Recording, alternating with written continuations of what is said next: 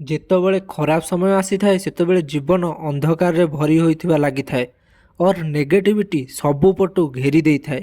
ଏହି ସମୟରେ ବହୁତ ଦୁଃଖ ବ୍ୟକ୍ତିର ଦିଲରେ ଲାଗିଥାଏ ଆଉ ମାଇଣ୍ଡରେ ପ୍ରଭାବିତ ପକାଇଥାଏ।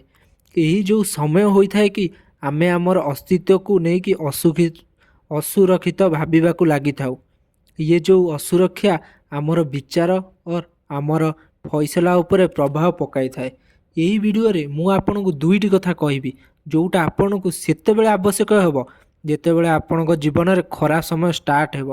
ଜୀବନର ରାସ୍ତାରେ ଏମିତି ସମୟ ଆସିଥାଏ ଯେତେବେଳେ ଆମକୁ କିଛି ଠିକ୍ ଲାଗେ ନାହିଁ। ଆମକୁ ଲାଗିଥାଏ କି ଆମ ଜୀବନ ଆଗକୁ ଯାଇପାରିବ ନାହିଁ।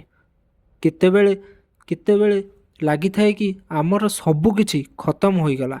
ହେଲେ ଆଜି ମୁଁ ଆପଣଙ୍କୁ କହିବି ଆପଣଙ୍କୁ ଖରାପ ସମୟରେ କ'ଣ ମନେ ରଖିବା କଥା। କେବଳ ଦୁଇଟି କଥା। ଆପଣ ଇଏ ଦୁଇ କଥା ନା ଆପଣ କେବଳ ଖରାପ ସମୟ ନୁହେଁ ଆପଣଙ୍କ ଜୀବନ ହିଁ ବଦଳାଇ ଦେଇପାରେ। ନମ୍ବର 1, ସବୁ କଠିନ ସମୟରେ ପଛରେ ଗୋଟେ ଶିକ୍ଷା ଲୁଚିକି ରହିଥାଏ। ଆପଣ ଭାବୁଥିବେ କି ଇଏ କେମିତି ହୋଇଥାଏ। ଯେତେବେଳେ ଆମେ ଖରାପ ସମୟରେ ଚାଲିଥାଉ ନା ସେତେବେଳେ ଆମେ ଦୁଃଖ ଆଉ କଷ୍ଟ ଦେଖିଥାଉ। ହେଲେ ଆପଣ ଯଦି ଧ୍ୟାନରେ ଦେଖିବେ ନା ସବୁ ମୁସ୍କିଲର ପଛରେ କ'ଣ ନା କ'ଣ ଲେସନ୍ ଦେଖିବାକୁ ମିଳିବ। ଗୋଟେ ଛୋଟ କାହାଣୀ ଶୁଣାଉଛି ଆପଣଙ୍କୁ। ଗୋଟେ ଛୋଟ ପିଲାଟିଏ ଥିଲା। ସିଏ ଗୋଟେ ବହୁତ ବଡ଼ କ୍ରିକେଟର ବନିବାକୁ ଚାହୁଁଥିଲା। ସିଏ ନିଜକୁ ପ୍ରମିସ୍ କଲା କି ସିଏ ସବୁବେଳେ ପ୍ରାକ୍ଟିସ୍ କରିବ। ହେଲେ ଯେତେବେଳେ ସିଏ ମ୍ୟାଚ୍ ଖେଳୁଥିଲା ନା ସେ ସବୁବେଳେ ହାରି ଯାଉଥିଲା। ସବୁବେଳେ ଯେତେବେଳେ ହାରୁଥିଲା ନା ତା ମା ତାକୁ ବୁଝାଉଥିଲା, ପୁଅ କେଉଁ କଥା ନାହିଁ, ଇଏ ସବୁ ଶିଖିବାର ମଉକା, ଶିଖିଚାଲ।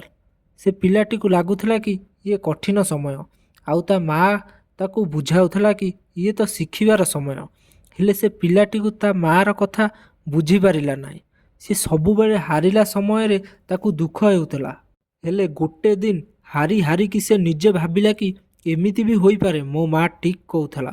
ଆଉ ସେଇଦିନ ତାକୁ ରିଆଲାଇଜ୍ ହେଲା କି ସିଏ ଯେଉଁ ଭୁଲ କରିଥିଲା ସେଥିରୁ ତାକୁ ଶିଖିବାକୁ କମିଥିଲା ଆଉ ତାର ଖେଳିବାର ତରିକାକୁ ସୁଧାରିବାର ଥିଲା। ଆଉ ଗୋଟେ ଦିନ ସେ ମ୍ୟାଚ୍ ଜିତିଗଲା ଆଉ ସେଇଦିନ ସେ ଏଇଟା ଶିଖିଲା କି ହାରିବା ଡରିବା ଦରକାର ନାହିଁ। କାହିଁକି ନା ସବୁବେଳେ ହାରିବା ଦ୍ୱାରା ଆପଣଙ୍କୁ କିଛି ନା କିଛି ନୂଆ ଶିଖିବାକୁ ମିଳିଥାଏ। ଏବେ ମୁଁ ଆପଣଙ୍କୁ ଗୋଟେ ରିଏଲ୍ ଲାଇଫ୍ ଏକ୍ଜାମ୍ ଦେଉଛି। ଆପଣ ଶୁଣିଥିବେ କି ଥର୍ମୋ ଏଡିସନ୍ 1000 ଥରରୁ ଅଧିକ ବଲ୍ ବନେଇବାକୁ ଟ୍ରାଏ କରିଥିଲେ, ହାରି ଚାଲିଥିଲେ। ସିଏ ଯେବେ ବି ଫେଲ୍ ହୋଇଥାନ୍ତି ନା ସିଏ ଇଏ ଭାବିନଥିଲେ କି ସିଏ କେବେ ସକ୍ସେସଫୁଲ୍ ହେବେ ନାହିଁ ବୋଲି। ସିଏ ଏଇଟା ଭାବିଥିଲେ କି ସବୁଥର ମୁଁ କିଛି ନୂଆ ଶିଖିଥାଏ ଆଉ ଶେଷରେ ସେ ଶିକ୍ଷାକୁ କାମ କରି ସେ ଦୁନିଆର ବହୁତ ଭଲ ରେଜଲ୍ଟ ଦେଲେ, ଲାଇଟ୍ ବଲ୍। ଏହିପରି ଆଲବର୍ଟ ଆଇନଷ୍ଟାଇନ୍ ବି ନିଜ ସ୍କୁଲରେ କିଛି ଖାସ୍ ପ୍ରଦର୍ଶନ କରିଥିଲେ, ବଟ୍ ସିଏ କେବେ ବି ହିମ୍ମତ ହାରିନଥିଲେ। ଶେଷରେ ସିଏ ସାଇନ୍ସର ଦୁନିଆରେ ଏମିତି କରିଦେଲେ ଯେଉଁଟା ଆଜି ପର୍ଯ୍ୟନ୍ତ ଆମେ ସବୁ ମନେ ରଖିଥାଉ। କିଛି ବୁଝିପାରିଲ ମୁଁ ଯାହା କହୁଛି? ସବୁବେଳେ ହାରିବା ନୁହଁ, ସବୁବେଳେ ଦୁଃଖ ନୁହଁ, ତା ପଛରେ କୌଣସି ନା କୌଣସି ଶିକ୍ଷା ଥାଏ, ଗୋଟେ ଲୁଚି ରହିଥିବା ଲେସନ୍ ଥାଏ। ଆଉ ଯେତେବେଳେ ଜୀବନ ଜିଇବା ଆସିଥାଏ ନା ସେତେବେଳେ ଖରାପ ସମୟ କୌଣସି ଫରକ ପଡ଼େ ନାହିଁ। ଏଥିପାଇଁ ସବୁବେଳେ ମନେ ରଖ ଏହି ପ୍ରଥମ କଥା, ସବୁ ଖରାପ ସମୟ ଓ ଦୁଃଖ ପଛରେ ଗୋଟେ ଲେସନ୍ ଲୁଚିକି ଥାଏ। ନମ୍ବର 2, ଆପଣଙ୍କୁ ସବୁ ଖରାପ ସମୟରେ ଏଇଟା ମନେ ରଖିବା କଥା କି ଅନ୍ଧାର ପରେ ଆଲୋକ ଆସିଥାଏ। ବହୁତ ବଡ଼ ସତ କଥା ଏଇଟା, ଯେଉଁଟା ଆପଣଙ୍କୁ ଖରାପ ସମୟରୁ ବାହାରିବାରୁ ସାହାଯ୍ୟ କରିବ, ବହୁତ ଅଧିକ ମୋଟିଭେଟ୍ କରିବ। ଯେତେବେଳେ ବି ଆପଣ ଖରାପ ସମୟରେ ଚାଲୁଥାଅ ତ ଆପଣଙ୍କୁ ଏଇଟା ମନେ ରଖିବାକୁ ପଡ଼ିବ କି ଅନ୍ଧାର କେବେ ବି ସବୁବେଳ ପାଇଁ ହୋଇନଥାଏ। ଯେମିତି ରାତି ପରେ ସକାଳ ଆସେ ସେମିତି ହିଁ ଖରାପ ସମୟ ପରେ ଭଲ ସମୟ ନିଶ୍ଚିନ୍ତ ଆସେ। ଗୋଟେ ଦିନର କଥା, ଜଣେ କୃଷକ ତା କ୍ଷେତରେ ବହୁତ ଖୁସି ଥିଲା, ସବୁ ଠିକ୍ ହେଉଥିଲା। କିନ୍ତୁ ଗୋଟେ ବର୍ଷ ତାର ଫସଲ ଶୁଖିଗଲା, ବର୍ଷା ହେଲା ନାହିଁ। ସେହି ସମୟରେ ସେହି କୃଷକ ଦୁଃଖୀ ହୋଇଗଲା।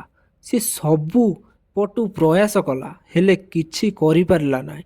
ଯାହା ବି ହେବ ଭଗବାନଙ୍କ ହାତରେ। କୃଷକ ବହୁତ ଦୁଃଖରେ ଥିଲା ହେଲେ ସିଏ ହିମ୍ମତ ହାରିଲା ନାହିଁ। ସିଏ କହୁଥିଲା କି ତ ଆଜି ଅନ୍ଧାର ଅଛି ନା ତ କାଲିକି ତ ଉଜ୍ଜଳ ହେବ। ସିଏ ତା ସାଙ୍ଗ ସହିତ ମିଶିକି ତା କ୍ଷେତରେ ବଦଳାଇଲା। ମୌସୁମୀ ହିସାବରେ, ପାଣି ହିସାବରେ, କେଉଁ ବୀଜ ପକାଇବ, କେଉଁ ମେଡ଼ିସିନ ପକାଇବ, ତାପରେ କମାଲ ହେଇଗଲା।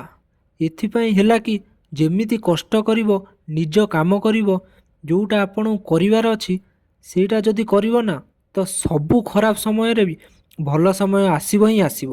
ଆପଣ କେବେ ଭାବିଛନ୍ତି କି ଏତେ ବଡ଼ ସ୍ୱପ୍ନ ଦେଖିବା ଫାଇଦା କ'ଣ? ଗୋଟେ ଥର 14 ବର୍ଷ ବୟସରେ ଗୋଟେ ପିଲା ତା ଜୀବନରେ ସ୍ୱପ୍ନ ଦେଖିଲା ସିଏ ବହୁତ ବଡ଼ ସିଙ୍ଗର ବନିବ। ତାର ନାମ ଥିଲା ଜଷ୍ଟିନ୍ ବିବର। ସିଏ ତାର ସ୍ୱପ୍ନ ପାଇଁ ସବୁ ମୁସ୍କିଲର ସାମ୍ନା କଲା। ସିଏ ୟୁଟ୍ୟୁବରେ ଗୀତ ଗାଇଲା, ଲୋକମାନେ ଟ୍ରୋଲ୍ କଲେ, ମଜାକ ଉଡ଼ାଇଲେ, ହେଲେ ସିଏ ଗିଭ୍ ଅପ୍ କଲେ ନାହିଁ। ଇଏ ତ ଖାସ୍ କଥା ହୋଇଥାଏ ଏହି ଲୋକମାନଙ୍କର। ଆଜି ଜଷ୍ଟିନ୍ ବିବର ନା ଦୁନିଆର ଗୋଟେ ଫେମସ୍ ସିଙ୍ଗର। ସିଏ ସମସ୍ତଙ୍କୁ ଦେଖାଇଲେ କି ଅନ୍ଧାର ପରେ ଆଲୋକ ଜରୁରୀ ଆସେ। ଆପଣଙ୍କ ଭିତରେ ଉମିଦ ଥିବା ଦରକାର, ଆପଣଙ୍କ ଭିତରେ ହିମ୍ମତ ଥିବା ଦରକାର।